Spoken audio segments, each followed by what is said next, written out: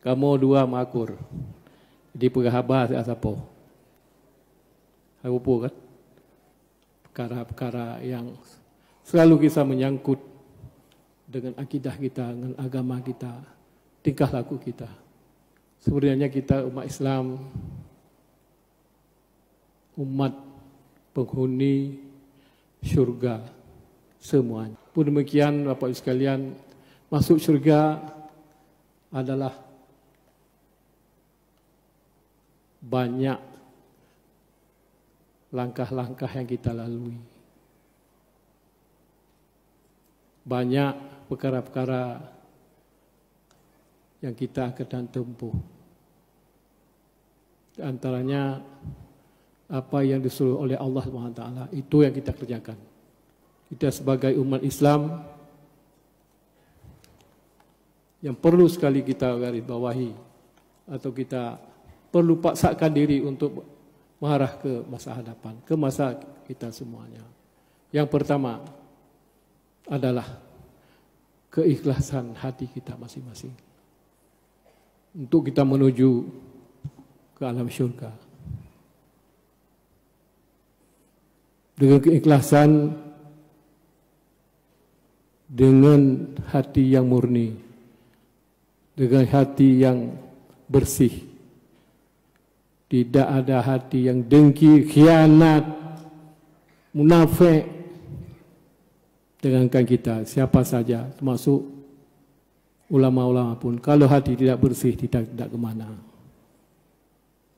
Yang dituntun oleh Allah nyoke. Batin yang hanagat. Jadi insyaAllah mudah-mudahan dia umat Islam sabi menuntun kita kepada arah yang benar, yang baik. Kita ke depan akan melaksanakan, akan memaksakan orang di Aceh supaya wajib semayang. Tak paksa semayang. Itu tugas kita nyo. Tugas pemimpin. Setiap pemimpin ada tugasnya masing-masing. Termasuk pimpinan keluarga. Minimal pimpinan keluarga. Karena contoh-contoh kan dikujuk lipat Allah. Kita seorang pemimpin, baik daerah maupun negara. Sejarah membuktikan, Allah Ta'ala membuktikan. Sampai orang Singa, yang jauh Turki, yang Presiden Turki, sampai orang Jino, Han diterima Li Bumau. Dengan tingkah lagenyan, dengan perkataan lagenyan, Han diterima Li Bumau,